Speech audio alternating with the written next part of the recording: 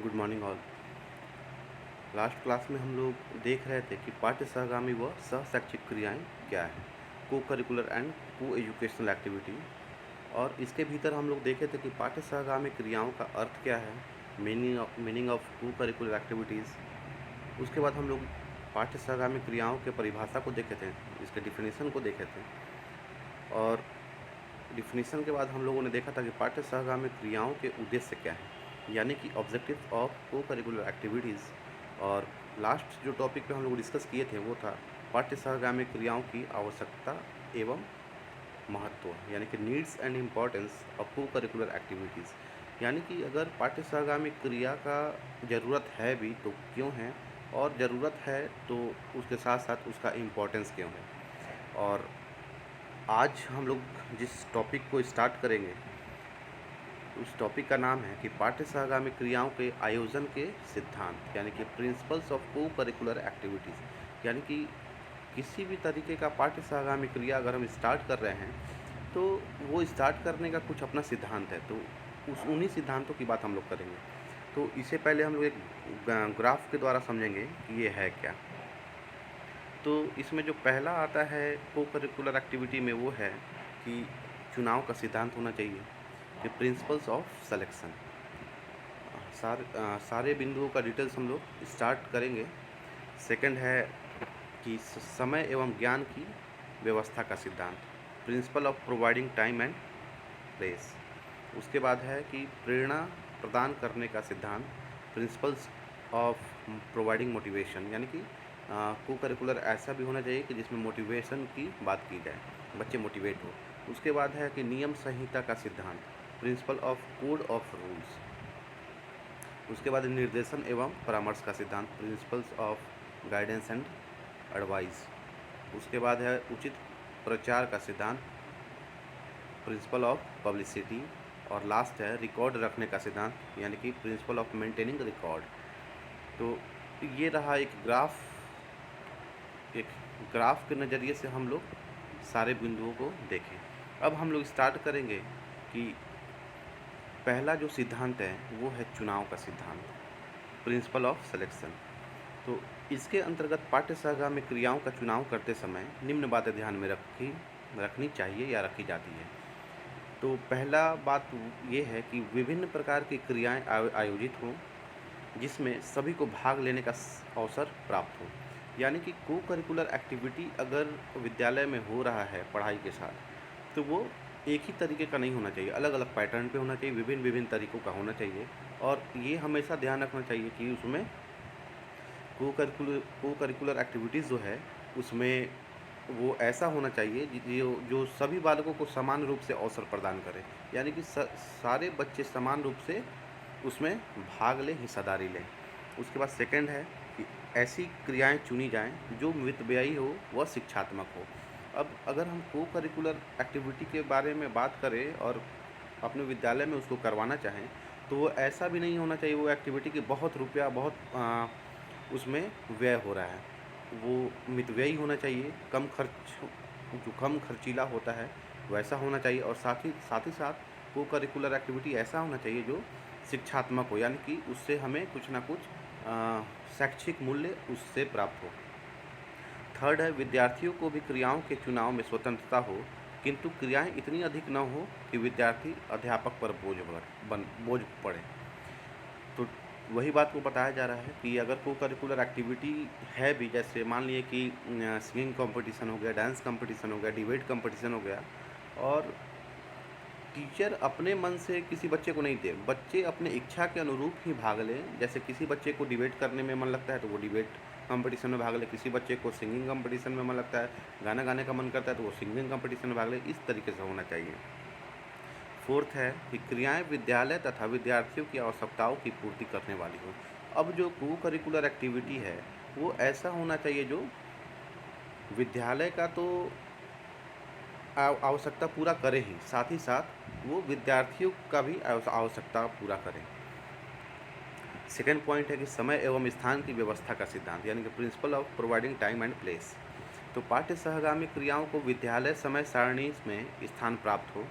अब पहला टर्म है ये कि जो भी को करिकुलर एक्टिविटी है वो उसको विद्यालय का जो समय सारणी है, जो टाइम टेबल है, उसमें उसको स्थान मिले तथा क्रियाओं के लिए उचित स्थान निर्धारित होना चाहिए। अब जैसे जो भी जिस प्रकार का क्रिया है उस प्रकार से उसको स्थान मिलना चाहिए।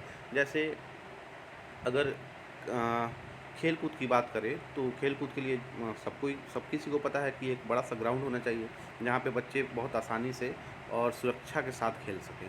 अब अगर कबड्डी खेल की बात करें तो कबड्डी तो हम प्लास्टर पे नहीं करा सकते हैं, जहाँ प्लास्टर है वहाँ नहीं करा सकते हैं, तो मैदान रहना चाहिए क्योंकि बच्चे हैं और बच्चे गिरते भी हैं तो उन्हें चोट कम से कम लगे। तो प्रॉपर को-करिकुलर एक्टिविटी के अनुसार ही प्रॉपर एक जगह होना चाहिए जहाँ पे उसको करवाया जा सके। थर्ड है प्रेरणा प्रदान करने का सिद्धांत, प्रिंसिपल ऑफ प्रोवाइडिंग मोटिवेशन। तो पाठ्य सहगामी क्रियाएँ ऐसी हो जो विद्यार्थी को प्रेरणा प्रदान करें। तो अब को-करिकुलर एक्टिविटी के सिद्धांत की हम बात करें तो उसमें ये सिद्धांत तो एकदम आवश्यक है कि को-करिकुलर एक्टिविटी चाहे जो भी हो, वो ऐसा होना चाहिए कि विद्यार्थी को मोटिवेट करे। पाठ्य सहगामी क्रियाओं का उद्देश्य सुस्पष्ट एवं सुपरिभाषित हो एवं इनका लोकतंत्रात्मक संगठन किया जाना चाहिए। अब जो को करिकुलर एक्टिविटी का उद्देश्य है, ऑब्जेक्टिव है, वो एकदम स्पष्ट होना चाहिए और किसी भी तरीके का उसमें कन्फ्यूज़न नहीं होना चाहिए और साथ ही साथ वो ऐसा होना चाहिए कि उसमें लोकतंत्र की भावना झलके, यानी कि सबों को समान अवसर देने वाला हो। तो यहाँ लिखा भी हुआ है कि जो लोकतांत्रिक अवसर प्रदान करने वाली हो तथा प्रत्येक विद्यार्थी को उसके कार्य के लिए श्रेय देना चाहिए। वही बात है कि सारे बच्चों को समान रूप से को करिकुलर एक्टिविटी में भाग लेना चाहिए और को करिकुलर एक्टिविटी भी वैसा ही होना चाहिए और उसमें लोकतंत्र की भावना सबका समावेश होना चाहिए। फिर है फोर्थ की नियम संहिता का सिद्धांत, प्रिंसिपल ऑफ कोड रूल। तो प्रत्येक संगठन की नियम संहिता होनी चाहिए तथा यहाँ पे नियम संहिता से तात्पर्य है कि सारे जगह कुछ ना कुछ रूल्स एंड रेगुलेशन होते हैं, तो किसी भी संगठन में एक अपना रूल होना चाहिए तथा पाठ्य सहगामी क्रियाओं का चुनाव इन्हीं नियमों के अनुसार होना चाहिए। तो नियम संहिता में क्रियाओं के उद्देश्य, सदस्यता, चुनाव विधि, विभिन्न कार्यकर्ताओं के कर्तव्यों का उल्लेख होना चाहिए। अब जो को करिकुलर एक्टिविटी बच्चे लेना चाहते हैं तो उस को करिकुलर एक्टिविटी का उद्देश्य निर्धारित होना चाहिए, सदस्यता लेने का कुछ टर्म एंड कंडीशन होना चाहिए, उसका सिलेक्शन मेथड होना चाहिए कि चुनाव कैसे होगा। अब जैसे मान लिया कि हमें एक क्रिकेट टीम तैयार करना है और मुझे 11 प्लेयर ऐसे जो खेलने वाले हो और 2 प्लेयर चाहिए एक्स्ट्रा जो किसी दूसरे की जगह पे हम उसको लगा सकें और क्लासरूम में हमारे पास 15 प्लेयर हों खेलने वाले जो इच्छुक हैं कि हम क्रिकेट खेलें। तो 3 तो आपको हटाना है टीम से, तो वो 3 आप कैसे हटाइएगा? तो कुछ ना कुछ उसका टर्म एंड कंडीशन रखिएगा कि जो अच्छा बल्लेबाजी करेगा या जो अच्छा बॉलिंग करेगा या जो अच्छा फील्डिंग करेगा, हम उसी को रखेंगे। तो इस तरीके से आप 15 बच्चों का जो चाहते हैं कि मैं क्रिकेट खेलूँ, उन सभी का आप एक बार अ अ, उनका खेल देखने का प्रयास करेंगे ताकि आपको पता चल सके कि कौन कौन से बच्चे को हम अपने टीम में जगह दे सकते हैं।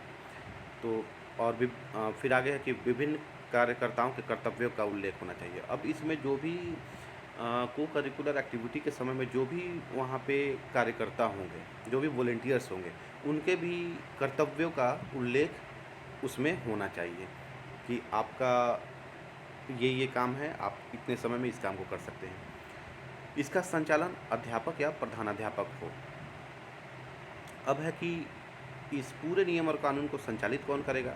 तो वो या तो जो अध्यापक, विशेष रूप से हम लोग गेम टीचर को जानते हैं अगर गेम की बात हो रही हो, अध्यापक या प्रधानाध्यापक।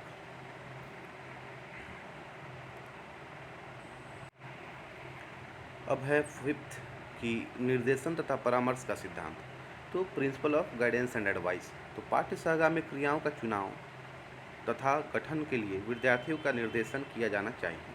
सेकेंडरी शिक्षा आयोग यानी कि सेकेंडरी एजुकेशन कमीशन के अनुसार जबकि प्रत्येक क्रिया में विद्यार्थियों को अपने पांव पर खड़े होने और इन क्रियाओं को अपने उपक्रम से विकसित करने के लिए उत्साहित किया जाए, अध्यापकों को उनकी सहायता एवं निर्देशन के लिए उसके पास ही रहना चाहिए तथा उनकी शिक्षात्मक संभावनाओं का पूरा लाभ उठाया जा सके और विद्यार्थियों के एक या अधिक क्रियाओं में भाग लेने को निश्चित बनाया जा सके। तो इसमें वही है कि एक टीचर होने के नाते आपको बच्चों का बच्चों के लिए आप गाइड करें, बच्चों को एडवाइस दें कि जो भी बच्चे हैं 1 या 2 को करिकुलर एक्टिविटी से ज़्यादा में हिस्सा ना लें, ताकि सारे बच्चों को मौका मिल सके।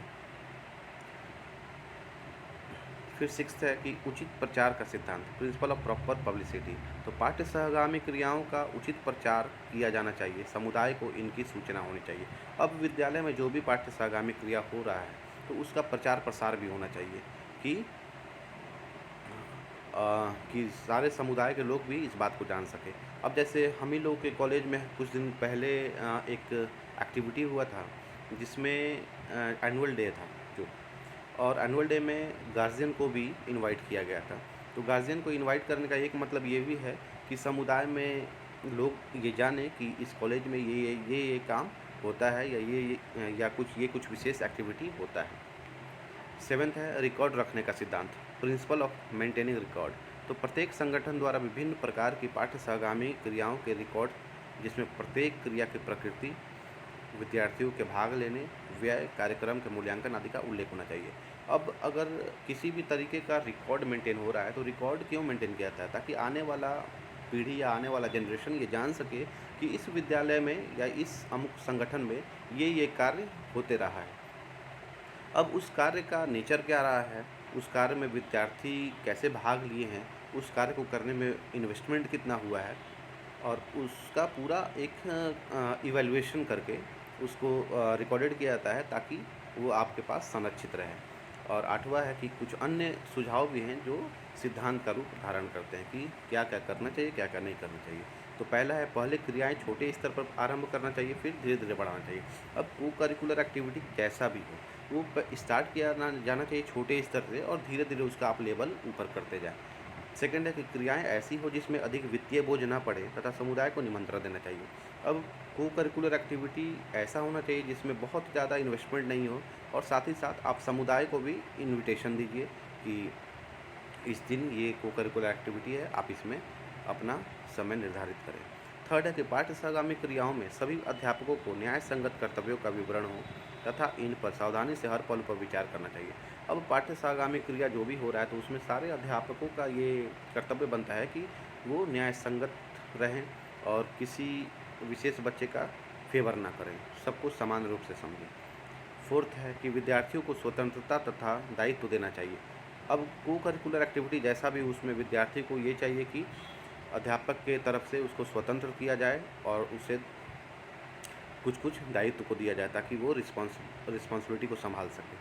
फिफ्थ है कि इन क्रियाओं का एक निश्चित उद्देश्य हो, ये मात्र दिखावा न हो तथा इसका समय समय पर मूल्यांकन हो। अब जो भी को करिकुलर एक्टिविटी होता है उसका एक निश्चित उद्देश्य होना ही चाहिए, और ये सिर्फ दिखावा करने के लिए नहीं बल्कि इसका एक मूल्यांकन होना चाहिए समय समय पे कि अगर ये काम हुआ है तो इसका कितना हमें आउटपुट मिला है उसको देखने के लिए।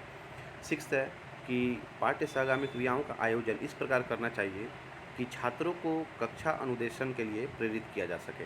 अब आयोजन ऐसा हो को करिकुलर एक्टिविटी का कि जिससे बच्चों को प्रेरित किया जा सके कि वो कक्षा को अनुदेशित कर सके। फिर सेवेंथ है कि इन क्रियाओं के संचालन के लिए पर्याप्त धन एवं उदार नीति शिक्षा विभाग को तैयार करनी चाहिए। अब जो इस को करिकुलर एक्टिविटी के संचालन की हम बात करते हैं तो इसके लिए शिक्षा विभाग को चाहिए कि वो पर्याप्त धन राशि की व्यवस्था कर दे और इसके लिए एक उदार नीति बनाए ताकि समय समय पर कुछ ना कुछ एक्टिविटी होते रहे। 8 है कि शिक्षकों के लिए अंतः सेवा कार्यक्रमों का आयोजन करना अत्यंत आवश्यक है। और 9th है प्रजातांत्रिक अवसर का समावेशन होना। अब को करिकुलर एक्टिविटी जैसा भी हो, ये एकदम उसका मैंडेटरी उद्देश्य कहें या सिद्धांत कहें, वो होना चाहिए कि वो प्रजातांत्रिक अवसर को मुहैया करवाए। यानी कि अगर को करिकुलर एक्टिविटी हो रहा है तो उसमें सारे बच्चों को भाग लेने के लिए एक लोकतांत्रिक गतिविधि होनी चाहिए कि जिसमें सारे बच्चे समान रूप से भाग ले सकें। और नेक्स्ट क्लास में हम लोग ये पाठ्य सहगामी क्रियाओं के प्रकार को देख लेंगे, और यहीं पे इस पाठ्य सहगामी क्रियाओं के प्रकार को देखने के बाद ये को करिकुलर एक्टिविटी का जो पूरा सेगमेंट है वो समाप्त हो जाएगा। Thank you.